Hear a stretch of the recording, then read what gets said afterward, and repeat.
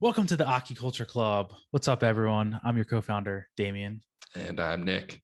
Nick, are you ready to kick off the 35th club meeting? Number 35. Let's let this commence. Absolutely wild. Let's do this thing.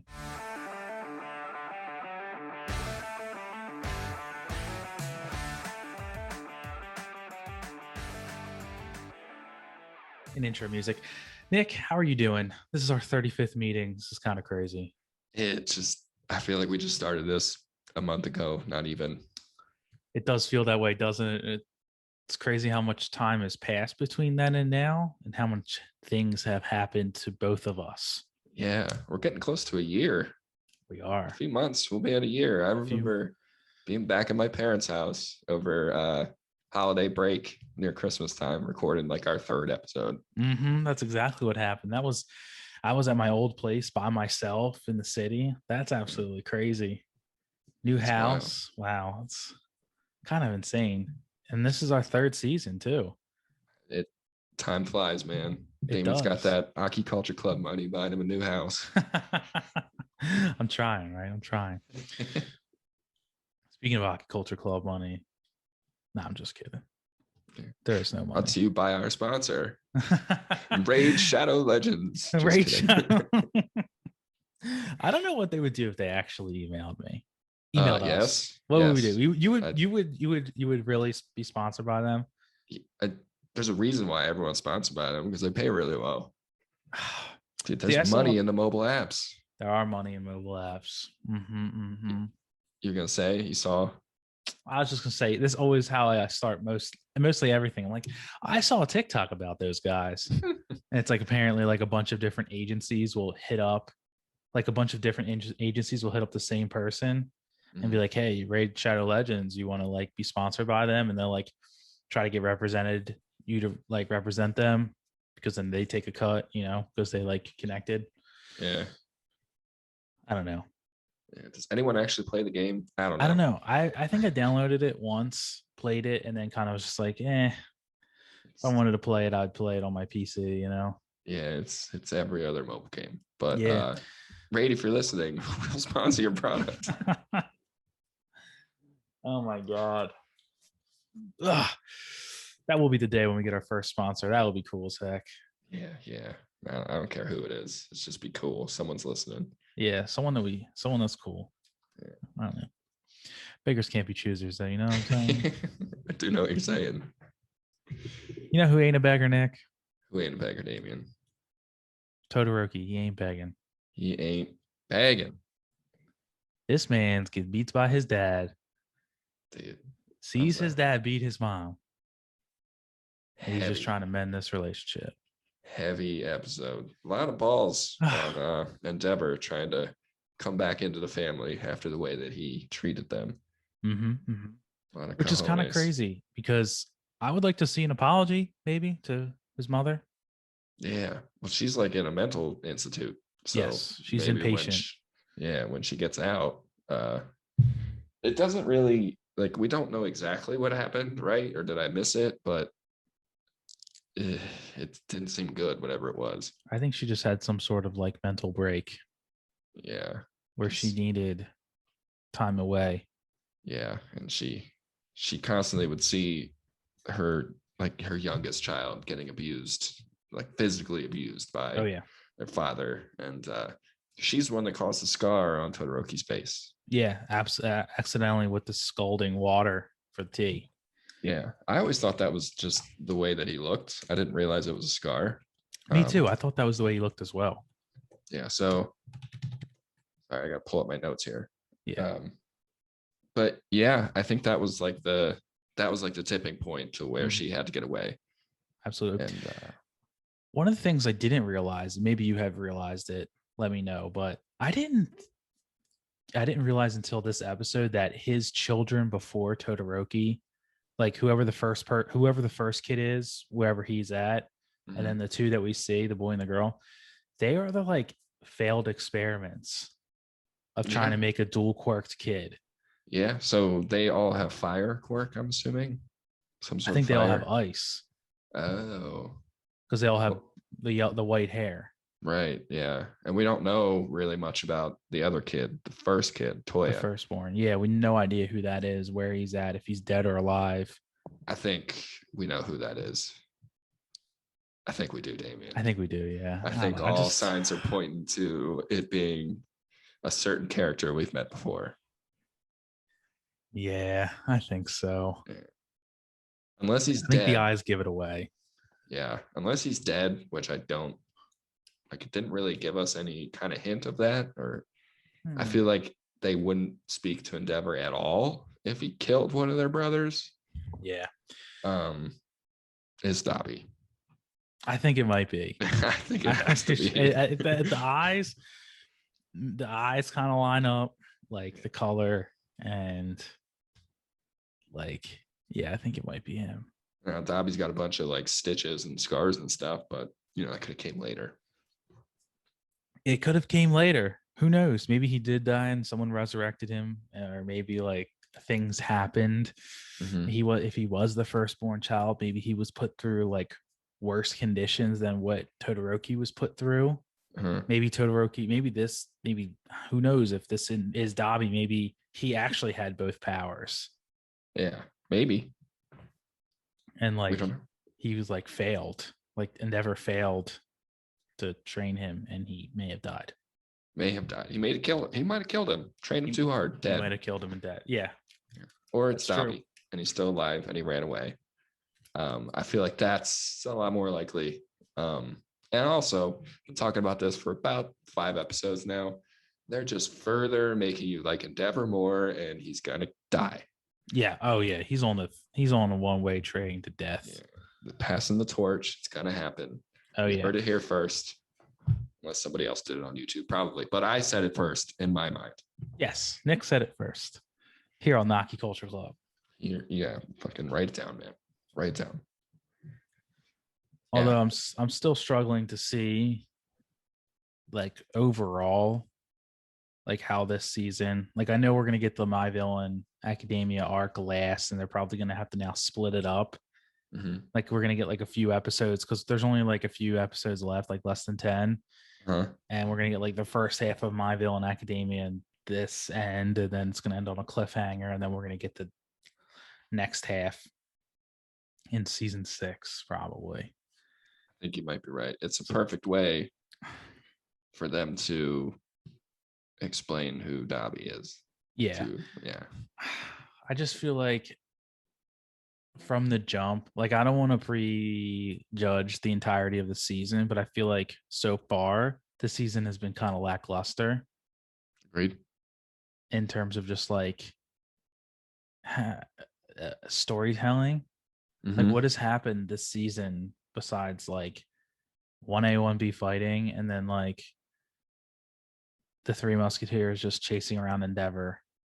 Yeah. I mean, the All for One stuff has been pretty big, or One for All stuff has been pretty big, where like he's kind of seeing into that realm, but like then it's just gone. Like, this whole season feels like it's been a build up to next season. Like, there's nothing really going on this season. Exactly. I think that's a really great way of putting it. This season is merely a build up for the next season. Next season better be good. If that's the case. I keep reading that it's going to be good, that it's going to be action packed, and it's kind of like this is the lull before everything gets crazy. I'm holding out for that because I want this show to be great. It started off really great. Just we're hitting the wall, Yeah, in the valley. There ain't nothing wrong with that. Sometimes that's just how it's got to be. Sometimes, Yeah, that's right. That is right. Yeah, there's not too much to say about this episode. You just kind of got to look into the Todoroki family. I think Deku's like his interactions with the sister and just the way and Kachan during dinner was pretty entertaining. Oh my God. I was going to mention like how Kachan is just always angry. Always just like angry in every frame of the episode. He's just pissed off. It's so funny to me. Yeah, and he was like, Todoroki was like, yeah, I said I was going to invite my friends over for dinner. He's like, how many times do I have to tell you I'm not your friend? Like, damn, man.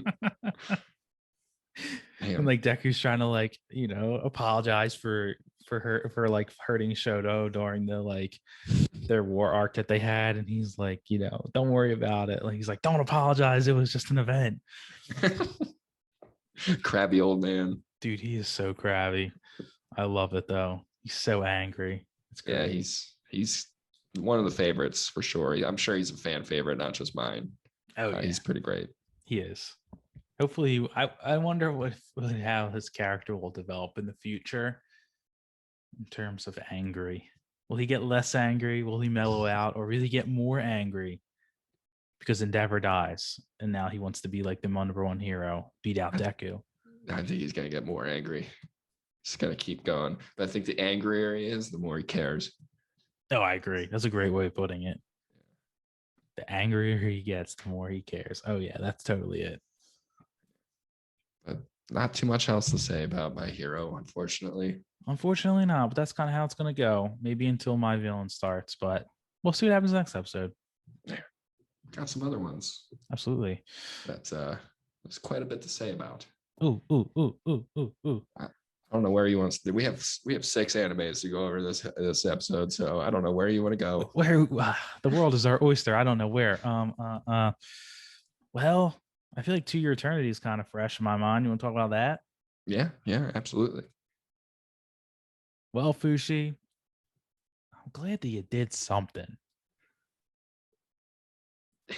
Yes, I'll say okay. I agree.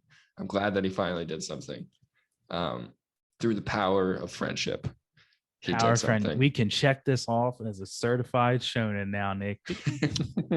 We know that is now the category that this falls in because we know that he couldn't have done it without the friends he made along the way on Jananda Island.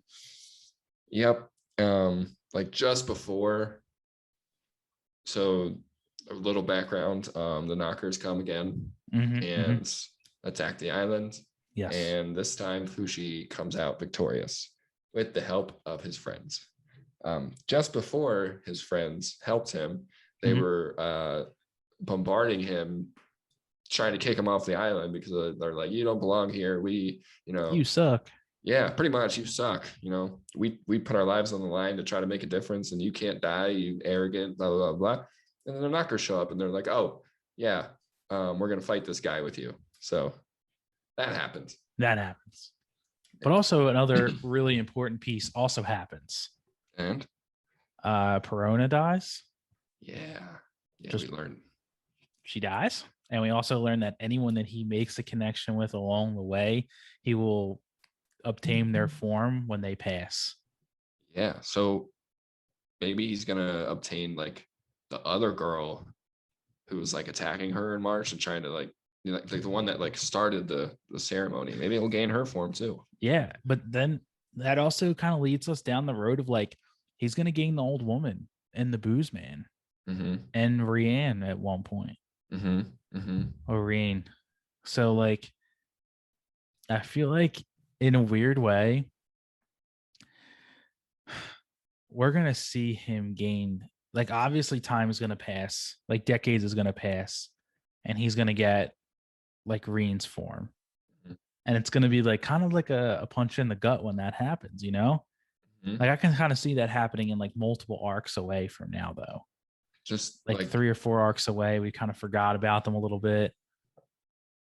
Just like out of nowhere, you think he's going to see her die, or something's going to happen. Something's going to happen. Kind of like Perona, like something happened to her, but we don't know what.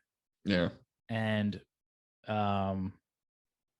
yeah, like we're going to be like reminded of her. Like, oh my God, yeah, like she's dead now, and now he has her form.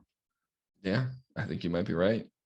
This man's going to live forever. So at the end of the day, he's going to have, thousands of forms if he just keeps doing what he's doing, meeting new people. Yeah, exactly.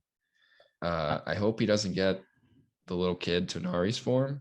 Still don't like her. I think she's annoying, but could be useful. He's already got one little kid with March. He doesn't need another. Yeah, it's true. So what is he going to start a daycare out here? Come on now. We don't need we need adult fighting forms is what we need, obviously, at this point.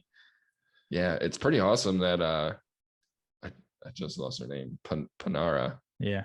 Panera Bread. Panera Bread is She's like his best fighting form. Yeah, she is. She's so good. Yeah, it's like lightweight, nimble, and strong, and I think that's pretty awesome. She was a cool character. She was a great character. Panera Bread, just the best character. Panera Bread. What's her actual name? Paranora? Perona. Not paranoid.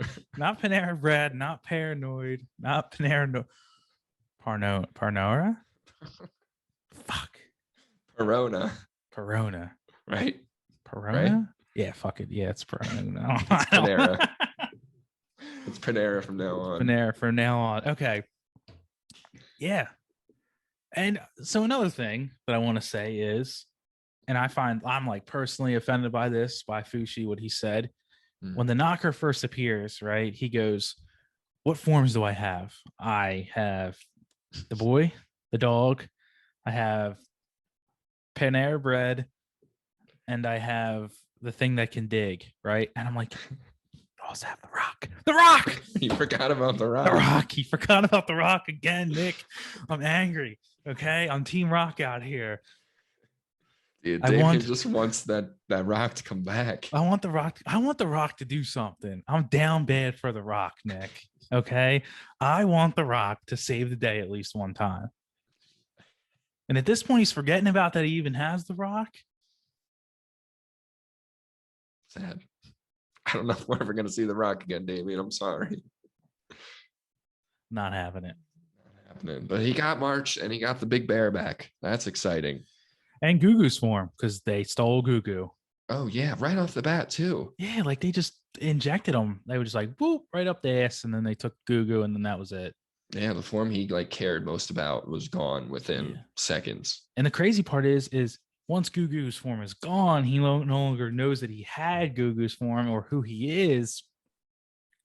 So he can't even like have the opportunity to mourn the fact or get upset at the fact that Gugu's now gone.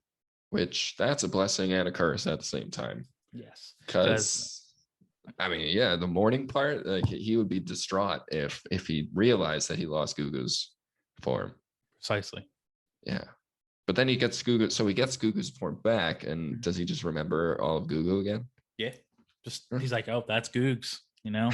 That's my boy. It's my boy, it's my best friend, it's my younger brother. I finally got, you know, the breathe fire back, the helmet, you know, who we thought was going to be the fighter of the group turns out to just be a lump. Yeah, he barely, like, maybe it's because he's scared to lose Gugu, and the only reason he was in that form is because he used the fire to light a fire for that little kid. Yeah. So I think he's just scared to lose him, so he's not going to actually fight with him. I think you're right. But then the narrator was like, switch back to the boy form because they're coming. Mm-hmm. Yeah, he warned him. Yeah.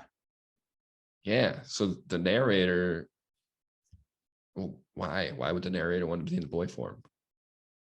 Maybe he thinks that's like the least important form for that fight. Yeah, you might be right. Could be. That mole was super clutch though. It was. He used him in a fight against that like the champion or whatever. Which he might have actually lost the fight, like in technicality, because he was about to choke him out, which would have rendered him unconscious for a couple seconds or whatever, which technically he would have lost. Yeah. I guess. And he used the mole against the Nokkers too. Yeah. So he's like using this. This mole was a great pickup. You know what I'm saying? Yeah. I mean, it's so small. It's not a rock, but it's still really good pickup. Yeah. Dude, I want to see Fushi turn into like a shark. Yeah, or a bird or something. I want to see more animal forms, you know?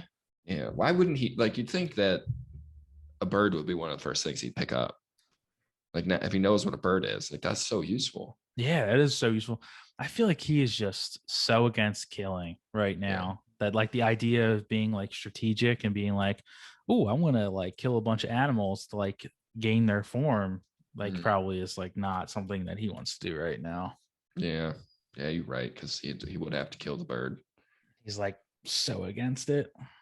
Yeah.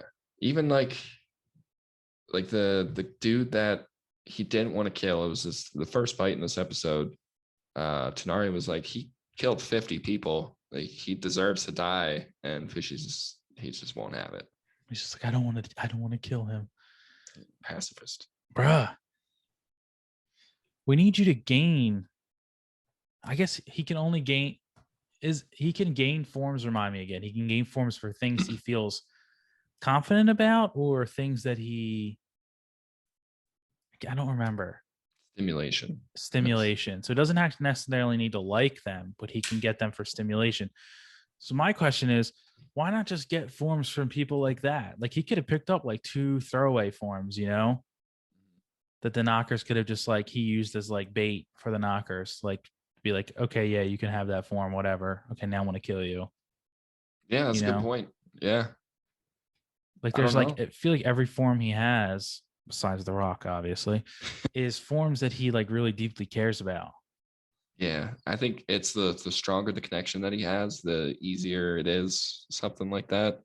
But then like inanimate objects, like we saw with the bow, all he did was stab himself in the hand and then he can just make the bow right away.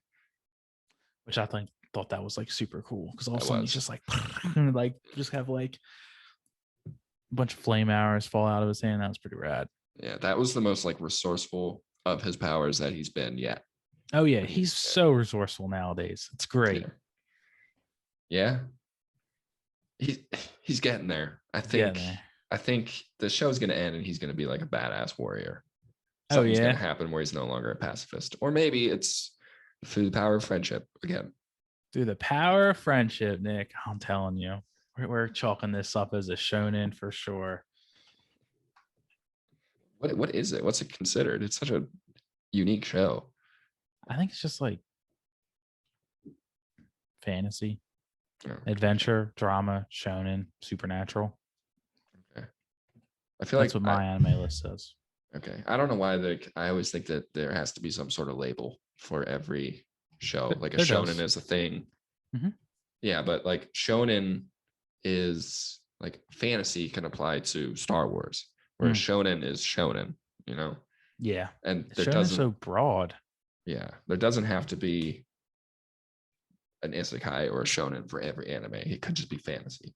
Yes. You could get that through my head.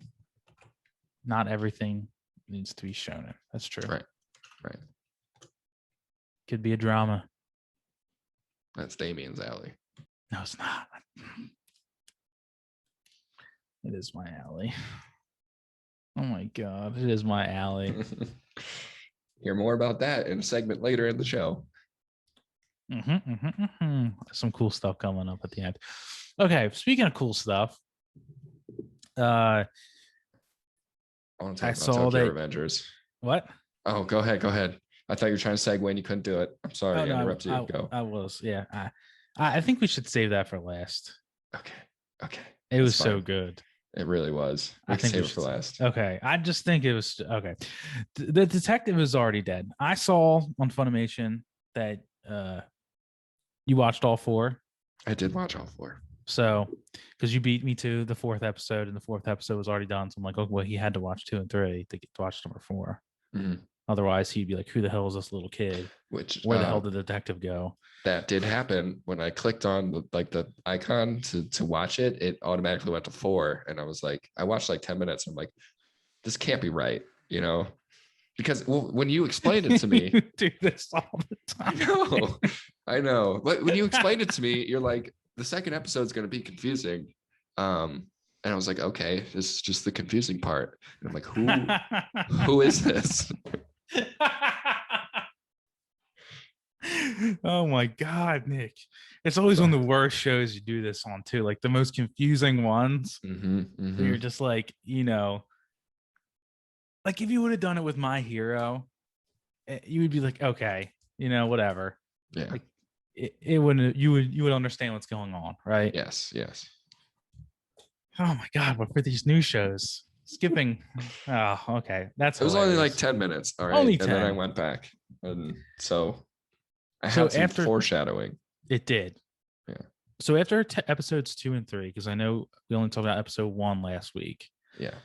I watched 2 and 3, but then you also saw 4. So what were your thoughts on 2 and 3? I'll be honest, without episode 4, I would have gave this a thumbs down. Yes. Good. Absolutely, me too. Absolutely, me too. So I'm like kind of glad that you didn't watch it, because I feel like in that moment, if we had both watched episode 2 and 3, we would have looked at each other and been like, I think we should drop this show. Yeah. Like the legendary detective, whatever her name is, like she was the best character in the show throughout the first 45 minutes. And then she's not in the show anymore. Yeah. And then we get to episode 2 and we meet this new girl who's also going by her name, and they're connected because of a heart transplant. Yes. So she has like the memories or like the emotions of the legendary detective. I don't remember what her name is. It's like Hanakagi or something. Mm-hmm.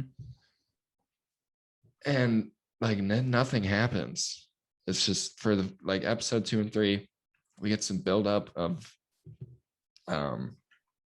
this teen idol girl. Like she's got a sapphire that's super valuable, 3 billion yen or whatever. Yeah. And then it's just like they're kind of like staking out, and they go to the rehearsal, and we find our main character like starts to love her and is like, not love her, but is like a super fan of her, which I thought was funny, but nothing really happens. And I was like, when I watched the trailer for the show, I was expecting like some like Death Note smarts, you know? Yes, me too. And we got that in the first 45 minutes though. Yeah, but then we didn't get it at all for 2 and 3. No, it was like, what is happening? Like, this is kind of boring. Like, yeah, I guess we could have like expected it, because the name of the show literally is "The Detective Is Already Dead." Right. But like without the smartness of the writing, what did it have?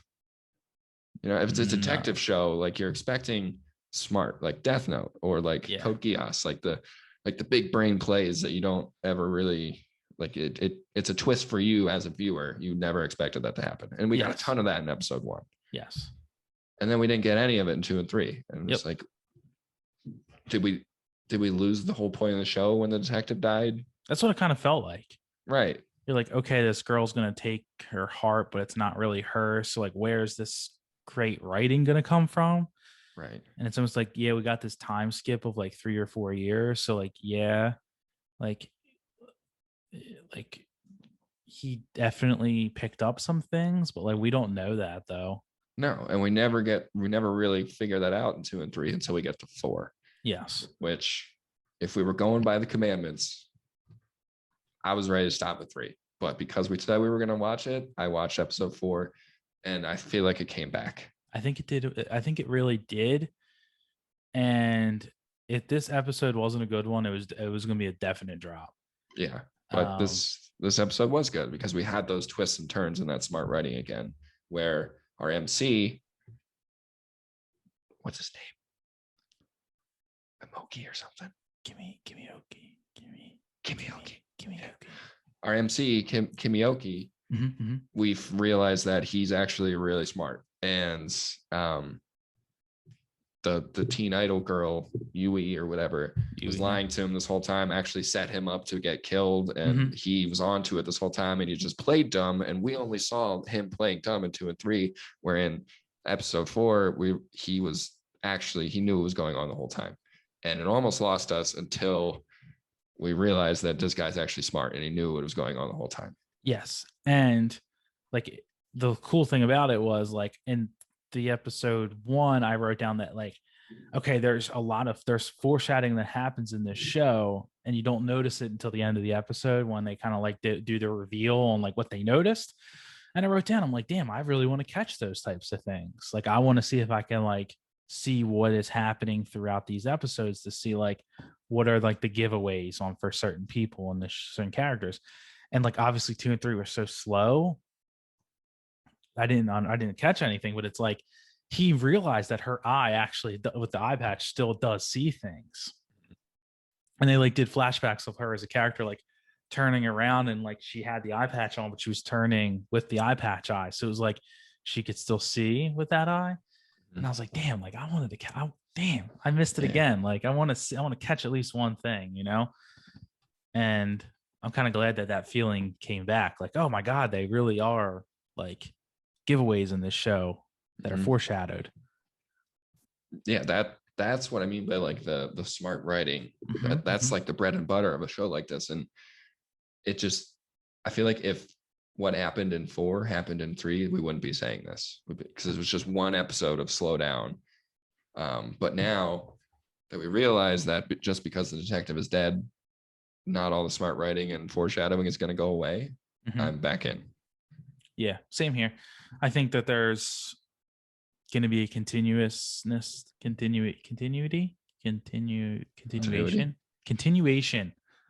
of smart writing in this show. I think so too.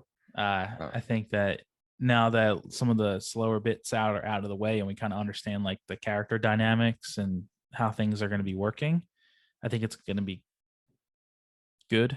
I think the writers need to keep up the smart writing now, because once that goes away, the show kind of will fall flat.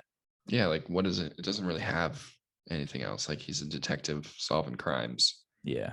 And like you're not going to watch Sherlock Holmes if like if you can solve the crime and you're just like, oh yeah, it was the guy that has the knife in his hand, like he's the one who did it. Like if it's obvious like that, then it's just a boring detective show. Exactly. And some of those like big brain shows like Code Geass, like Death Note, like I'm thinking about Code Geass right now. Like if Lelouch, for example, like didn't have a big brain moment, I feel like the show would still be good. Yeah, because like those characters were really well written. The other characters were really well written. The action, the geopolitical aspect of the show would still take place. Like there is a lot for that show to fall on if Lelouch wasn't smart for an episode or two. Right. Maybe we just judged it too fast, but that is the commandment for 3 episodes, because they have this whole like secret society, SPEZ or whatever. The PEZ Society. Yeah, the PEZ dispensers. So like there's potential here. Cyborgs are pretty cool, but we didn't really see a whole lot of it, but they're there. So that has potential. They're out there doing something. Yeah.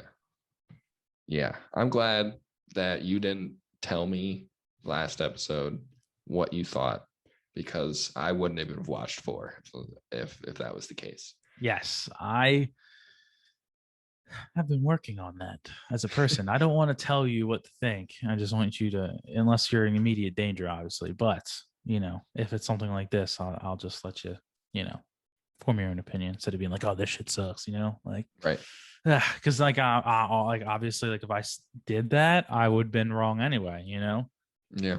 And we would have been like not have watched it and dropped it, and who knows where this show's going to be at episode 12.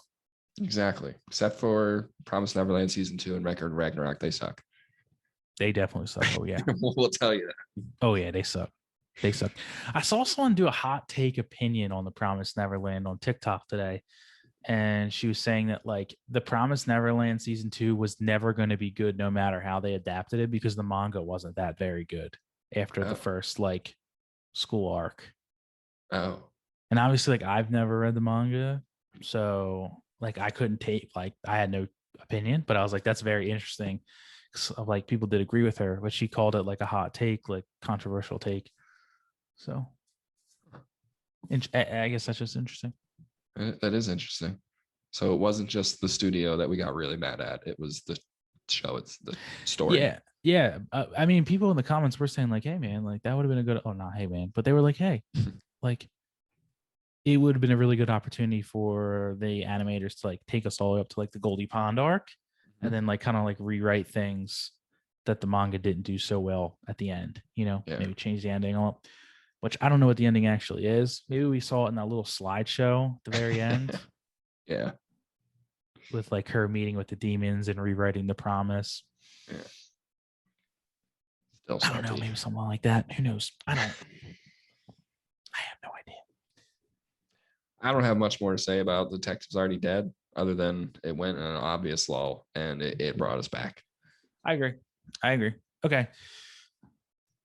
Be gone, Detective. Until next week. Be gone. That leaves us with one more.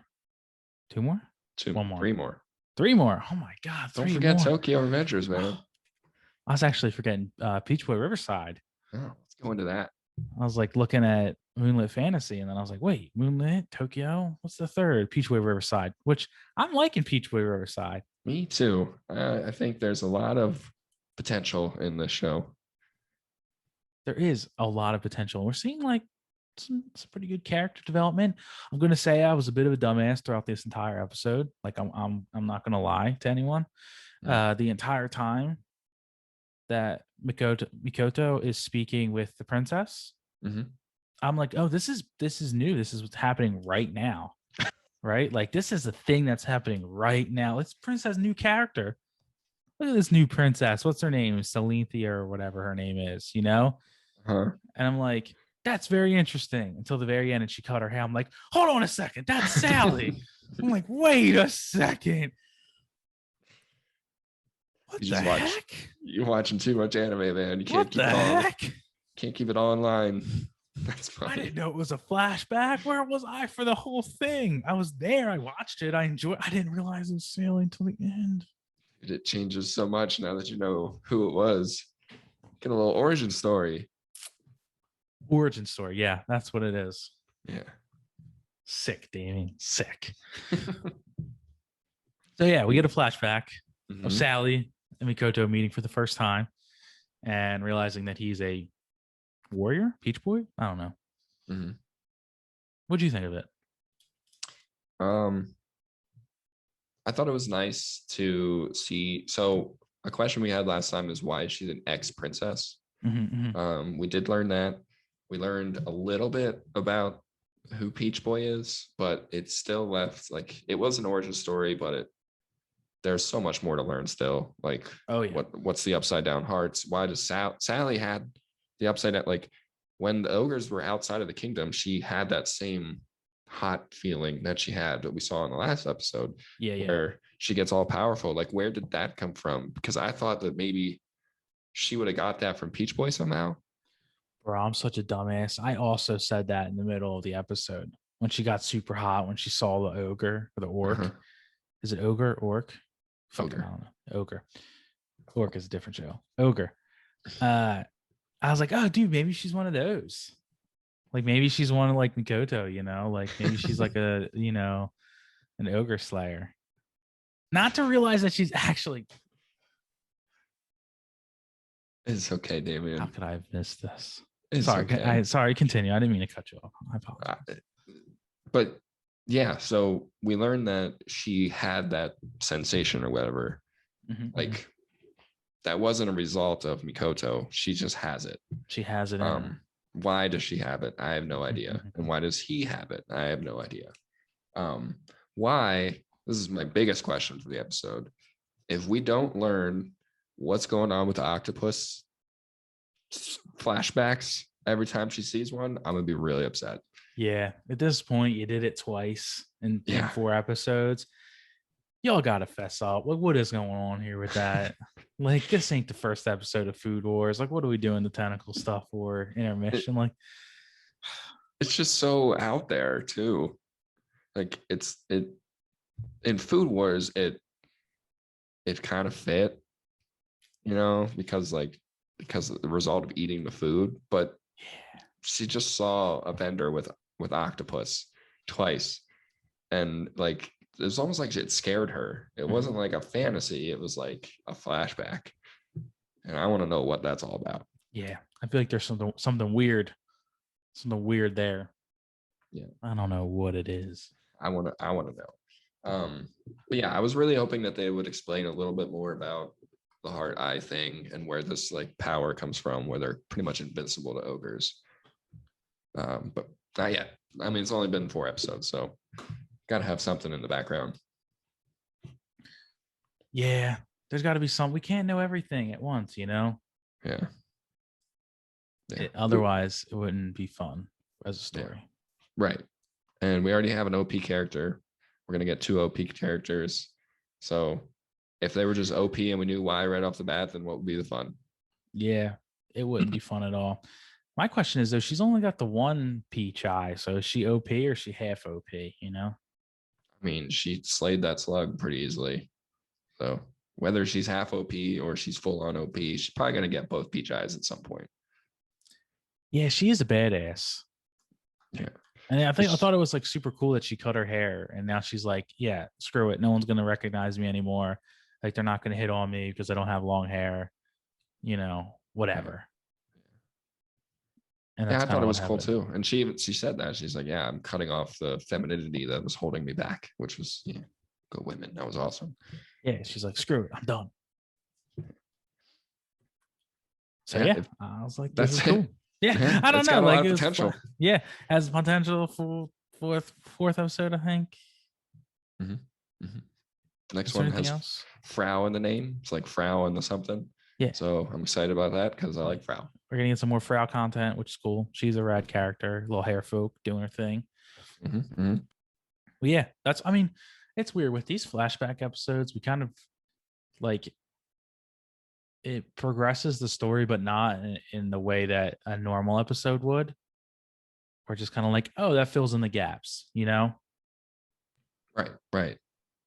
So it's Yeah. weird to like talk about it. It's like, okay, yeah, but like we didn't see like anything progress with the ogres. Like we don't know what their plan is now. Like we don't know what Sally and Makoto are gonna do now. Now that they're together, are they gonna split up? Are they gonna fight together? Is she gonna learn more about herself? Like, are they gonna have like a full onslaught attack? There's just kind of just I don't want to say that flashback episodes are filler episodes because they're 150% not, but they fill in the gaps and give us more information. Mm-hmm. We have like 10% of the puzzle completed now. There's Yeah, still so many yeah, more pieces, and that's why it has such potential. definitely. I think though with with the manga only having 9 volumes, I can kind of just see them doing this all in 12 episodes. There's only 9 volumes. Yeah. This story is like a Japanese like mythology. Oh, It's like an old tale. So like it went from like, it being a tale in Japanese literature to now manga, now adapted to an anime. I can kind of see them just doing this in 12 episodes. wouldn't hate it. I don't think so. I think it would be honestly, I think it would be great. A great 12 episode banger. There's nothing really you can ask other than that. Yeah, as long as they answer our questions of like what the power is, that's really my biggest question. And the octopus thing, I'm good. Once he gets those 2 questions, he's done with this show. I'm telling you that right now. Exactly. Exactly. He done. We're saving the best two for last. Best two. Okay. So we know what's coming next. Moonlit Fantasy, episode 3, Human Shock. Love it. Just love it. Just love the show. It's so good. So funny. I love it. Oh my gosh. Like my first note that I have on here is I just love the fact that he knows that he's in an isekai. Yeah, he's so self-aware. It's great. It's so great. He's breaking the fourth wall. He's letting us know that he's in an isekai. The characters are funny. Like he doesn't care about anything. Like the whole premise of this episode was literally like, yeah, we're in this like demi plane now. Like, oh yeah, the elder dwarfs are gonna like make me shit, and like now we have like all of a sudden like Mio and what's Shin's new name? Damn it, I don't know Shin. I don't remember Shin. Tomo, something like that. Tome, something, tomato, something. They have their own people too. Yeah. Like Shin's bringing Mist Lizards and Mio's bringing Alkies or something like that. Which are like spider folk. And it's just like, dang, like we're just vibing in the demi plane now. Yeah. And he doesn't want to accept the title of like my lord or master, young master, or whatever. He's like, it's like, I don't deserve this. He's just kind of deadpan face when they're saying all the things. And yeah, the show is so self-aware, and it's also like backwards. Everything's backwards. Yeah. So usually when you go into another, I mean, usually like this happens to me, but in isekai, like you go and you get like a mission from the gods to slay monsters. And then you're amongst other people and you're slaying monsters, but it's the opposite. He's amongst the monsters with no mission, which is why one of the reasons why they love him. They're like, you don't have a mission from the god, do you?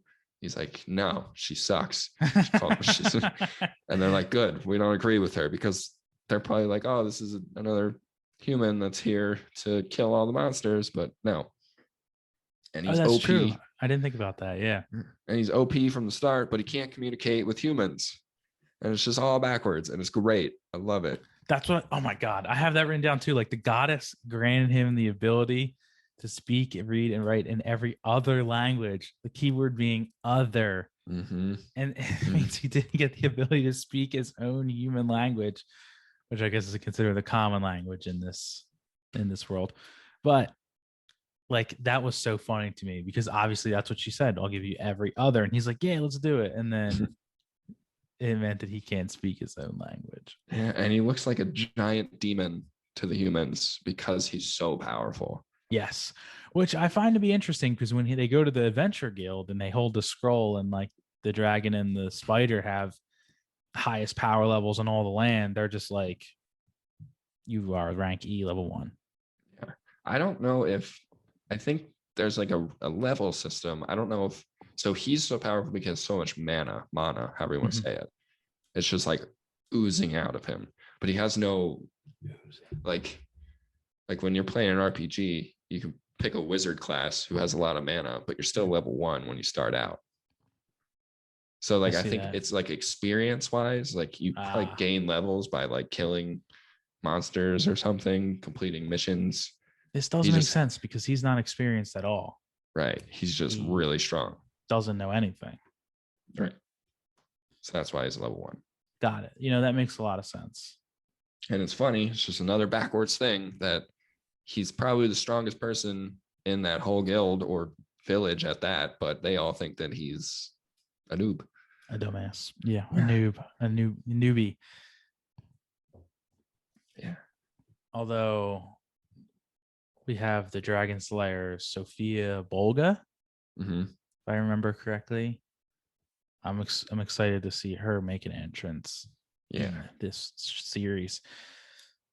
The other thing that I didn't think of, or maybe not understand, maybe there's like a plot hole, maybe I'm missing something, which could be entirely true. I missed the entirety of the backflash part in Peach Boy Riverside. So missing details is something that may happen to me, or does happen rather than. However, like they're in the demi-plane, right? Mm-hmm. Where are the humans at? Are they in the demi-plane too? No, I think they left the demi-plane because he was going towards that human village in the beginning of the episode, and Tomo just like appeared out of her demi-plane and was like, you need to come back.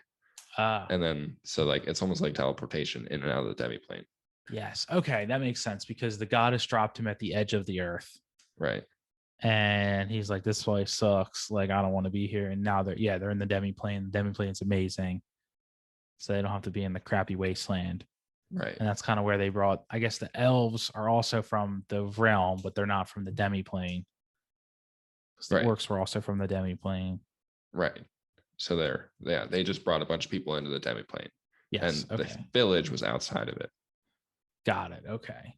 Something tells me they're going to bring the humans into the demi-plane in the next episode. That would be cool. I think that's going to happen. Yeah. Just A+. Love this show. This is the one that I look forward to the most every week. Does it really? Mm-hmm. Oh my gosh. It is so funny. I'll tell you my show at the very end what I'm looking forward to, because it's actually not in these 6. Oh, God.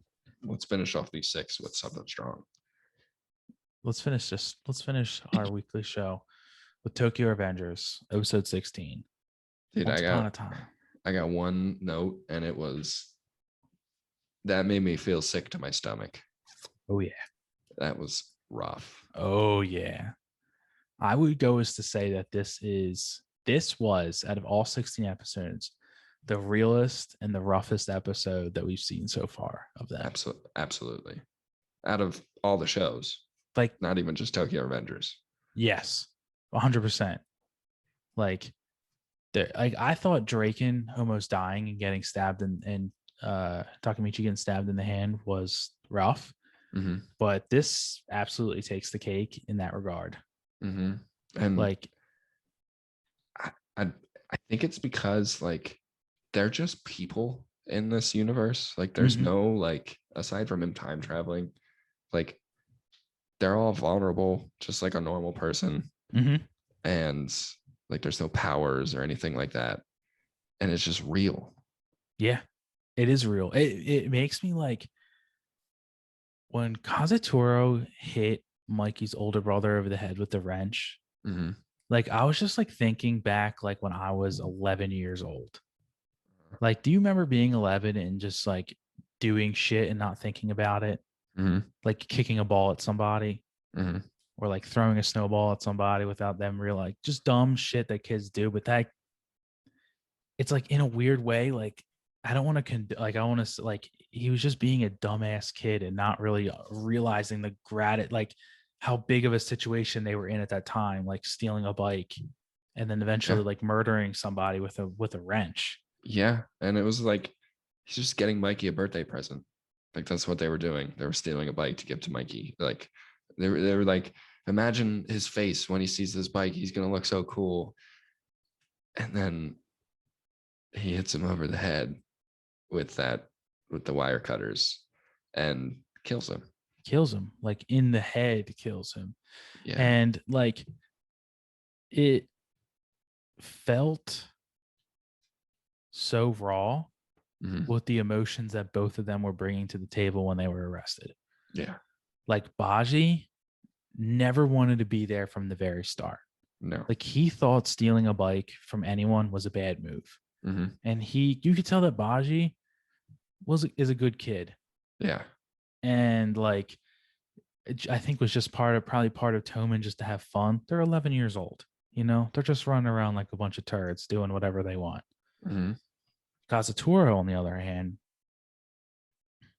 something about him is evil. Yeah, I didn't understand the switch to kill Mikey. The only thing that I could think of as to why he immediately, because it was like immediate, it was like shell shock almost. Yeah. Like once he was killed, he was like, okay, now I got to kill Mikey. Right. It's like, does he think, like I was thinking multiple different things. Does he think that Mikey's going to kill him? So he needs to kill Mikey first? Like, does he think that like I need to wipe them off? He was saying it's Mikey's fault. But it wasn't, Mikey didn't put him up to it. It was just Mikey's birthday. Yeah.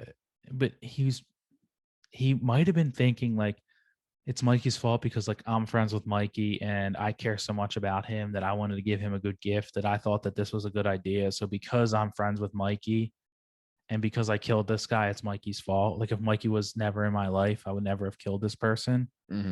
So he's like drawing a huge like circular conclusion back to like the beginning. I mean, like, well, if this never happened, then I wouldn't be here in life. It's like, again, 11 years old. That's not how things work, you know? Like, right. You can't just be like, damn, I wish I, never did that. It's like, that's not how, you can't just go back in the past. Right. Unless you're talking Michi. But right.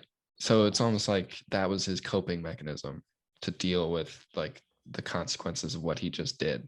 To just kind of like the shock of it. That's how he dealt with it. Whereas Baji is a good kid and just felt complete remorse for what happened. Just he immediate remorse, which is probably, so this leads me to believe that like Kazutoro obviously was arrested and put in juvie for murder and probably got out when he was older, like 18 probably. Baji was allowed back into Toman because like him and Mikey probably talked and he probably realized that Baji didn't do anything and that he was put up to it by Kazutoro. But now Mikey knows that Kazutoro wants to kill him and that Mikey brought in Kasaki because he knew that when Kazutoro got out of juvie, things were going to pop off. Right. I think Mikey knew about Valhalla. He knew that things were going to happen, but I don't think that he was expecting Baji to flip on him like that. Yeah, we don't. So like this whole episode was the explanation of why he hates Mikey or why they both hate Mikey, but we don't really know why Baji hates Mikey yet. We don't. I think in a very long con kind of way, that Baji is not actually joining Valhalla. You think? I think he's Baji's a on the mole. inside? That would be cool. I think he probably said to him, like, when his brother was killed, he was probably like, listen, like in 5 years' time or 7 years' time when he turns 18, like, we're going to have to kill him. And if he joins another gang, which he's probably going to do because he's not welcome back here and he needs protection for himself, I'm going to need you to infiltrate that gang so we can kill him. Yeah. And that's what's theory. happening right now. And Baji's instructions were to do everything possible to make it believable that he's a part of the gang. Because there's no reason for Baji to hate Mikey. Baji owes Mikey at this moment. I hope you're right. I hope that's what it is. I have a screaming sensation that Baji's a double agent and is working for Mikey. Also, this show's about time travel. Mm-hmm. Like, and stopping Kasaki. I feel like we've taken a whole detour of that right now. Yeah. But it's kind of necessary to learn more about Toman. All right. And yeah.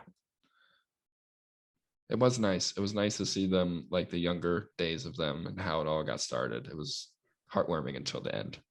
It was heartwarming until the end. Also, I have a thing that I learned this week, which is kind of a side note, but on the show. Did you know that manji means swastika in Japanese? No, I did not know that. So it's like Tokyo Swastika Gang. And you had said in like one of the first episodes that we watched this that the manga has a lot more symbolism of the swastika than the anime does. Yes, and that's why we don't have the English release of the manga. I mean, you can find scans online, but you won't find any of the physical copies in any stores. Wow. Because Kodansha does not want to like censor the manji symbol, because for the Japanese, the manji symbol swastika is not a bad thing. Right. You know, like it's a Buddhist symbol. Right. And it has a completely different meaning than it does for Western audiences. Completely different meaning.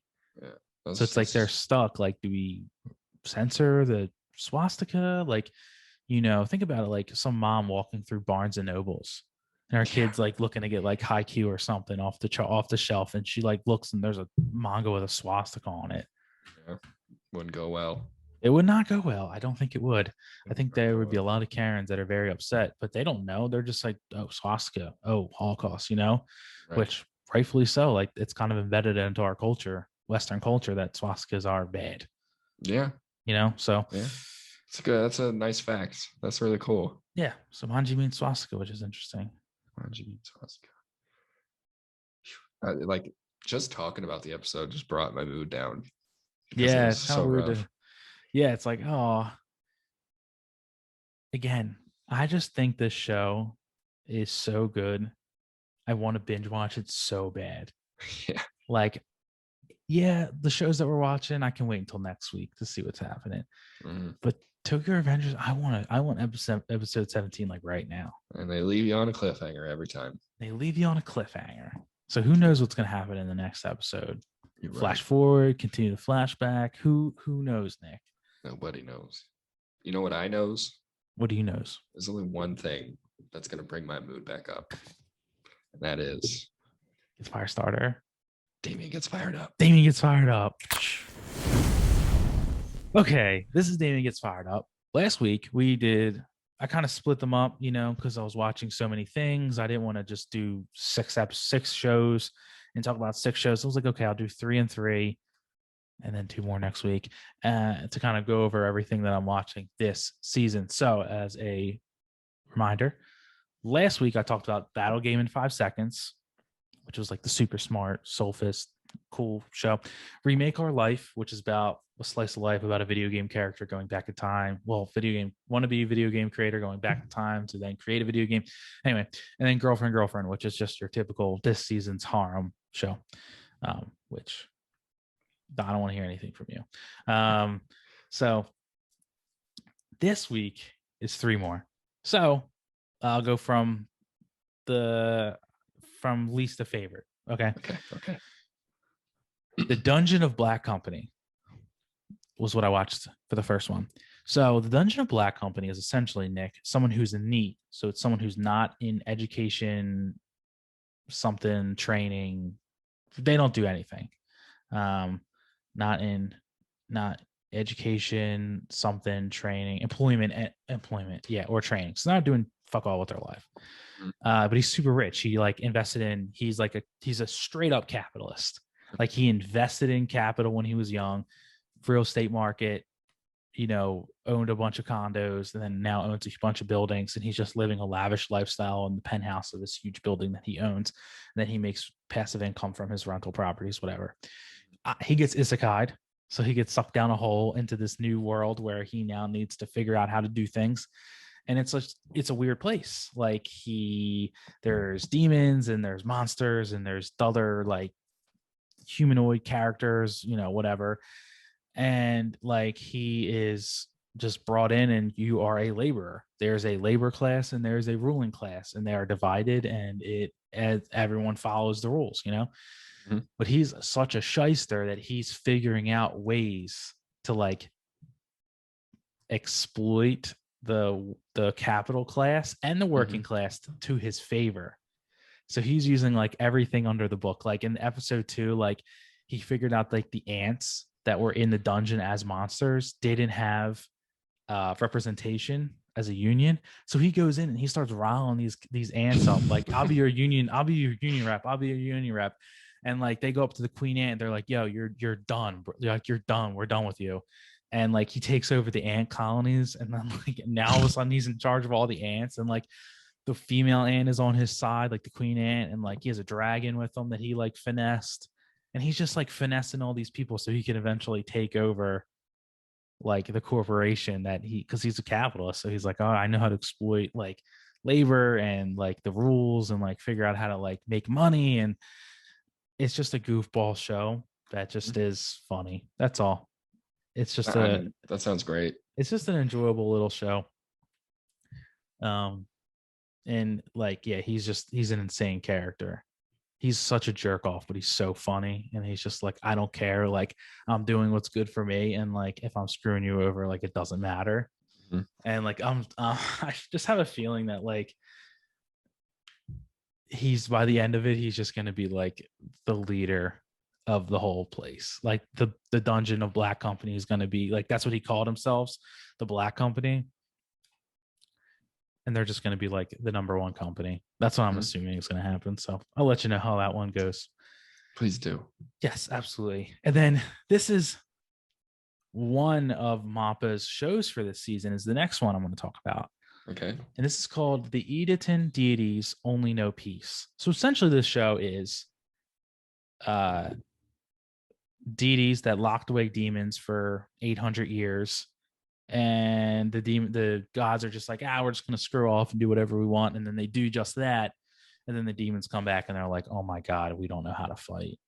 We are so weak. What do we do? So they're like trying to figure out like how to actually be strong and fight these demons. And episode 1 in, like they resurrect a demon through ice to like defrost him. And one of the, Edaton deities fights him off and whatever. But it looks like there's some shystiness happening.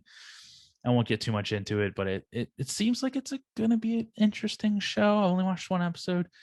The animation style is certainly different than other shows that we've watched. I think it's pretty cool. So I want to watch 2 and 3, and then I want to get back to it. I know I didn't say too much, but I don't really have a full opinion yet. Fair enough. You know what I'm saying? The old commandment, 3 episodes. Yeah. Like episode 1 kind of ended on a rape scene. And like that was kind of off-putting. So I'm like, I don't know. Like, it's just like, it's kind of weird. It shows that the world is cruel. And that like it was like a nun that was like praying to the gods to be saved. And it kind of ended like midway. Like you didn't see anything, but it was still kind of just like, okay, I get it. Like, are the gods going to come or are they not going to come? Like, that's going to kind of show what kind of world this is. Mm-hmm. Like, are they going to save her or not? Whatever. So yeah, I think you'll probably figure that out episode 2. But I thought that was like kind of weird. That's kind of cringe, honestly. Kind of like edgelordy. Like, we don't need a rape scene. So this brings me to my favorite. And this is a show that after I watched the first 2 episodes, I was looking forward to episode 3 so badly. Really? I was like, damn, I want to watch. I'm down bad for this show. Not in a weird way, but like in it, dude, I want to watch this. It's called RE Main. RE Main? Yeah, RE-Main. This is on Funimation. And it is another MAPPA show. So I was like, dude, I love, like, so far I've just loved everything that they've put out, and they're putting out a show. I'm just going to watch it because I like them as a studio. Like, yeah, I know they have bad labor conditions, but they put out good stuff. So I'm conflicted. Anyway, RE, it's water polo, right? But it's the water polo one. Yeah. However, there's a twist to it. It's not your normal run of the mill burning comedy haiku, like, we're going to play a sport. It is, but it's a little bit different. He suffers from memory loss. So he became in middle school the best water polo team in Japan. And then he got in a car accident, lost his memory, and now he doesn't know how to play water polo. So he just goes to a regular old high school, and he ends up joining the team because of reasons. He had like a model girl that he was like super into, and she like kind of like not tricked him into joining, but was like, hey, listen, like, you owe me money if you don't become the best player. So you either have to become the best player or you owe me money. And he's like, oh, screw that. I'm going to become the best player again, so I don't have to pay you anything. So he joins water polo after the behest of the people who were like, you're the best water polo player in Japan. We want you to join. And he's like, no, I don't want to do that. Anyway, 3 episodes in, they're just trying to get more players because you need a team of 7 to do it. And it's just really amazing to see like some of the character development that we've seen from the 6 that have already a part of it. Each one is unique and kind of like an outcast in their own way. And it's kind of nice that they all kind of came together to play water polo. So they're kind of like outcasts together. You get that ragtag team. Yeah, it's that ragtag team vibe where they're just like, you know, we're not meant to be together, but we are going to be together, and we're going to do everything we can to be a good team. It's usually entertaining and heartwarming. It is. And like, I'll say this right now, like 3 episodes in, they have not played a lick of water polo. Like, I have seen them take like 3 shots on net, and that's it. And then they swam to like do a race, and that's it. So like, not seen a lick of water polo yet. Like, I don't know nothing about water polo, but dude, the characters are cool. The context is interesting. It's made by Mava. I like it a lot. It's got a heartwarming story. It's a fave so far. I'm enjoying it a lot. Love to hear it. And you like your sports animes? I do like my sports anime. So yeah, I'm gonna continue watching it. Good. Damian's fired up. And that's me. Yeah. Next week we'll have some more, a few more things. 2 more, I think, 3 more. Yeah. And then we'll just continue on and see what I drop and what I continue with. Dude, I'm excited to hear when they actually do play water polo. What's it like? I'll let you know. Awesome. I'll be sure to bring it up. With that being said, Nick, I think that's it. That's it. We made it through a lot of content. Oh my gosh. Let's see where we're at. 1 hour and 9 minutes. We made it through a lot. Made it through a lot. 12. I talked about what? Six together with you and I, and then 3 there. So 9. That's a lot, man. That's a lot. It's a lot of anime. No wonder you didn't realize the flashback was a flashback. That's true. That's so true. Boy.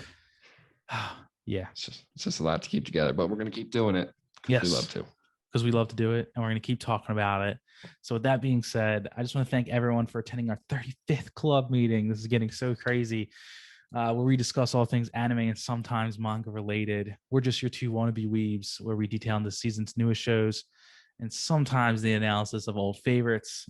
Nick, they can find us at Aki Culture Club on social media, or at akiculture.club on the net. I don't know if people say that anymore. On the interwebs. On the interwebs.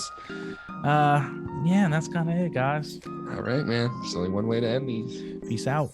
See ya.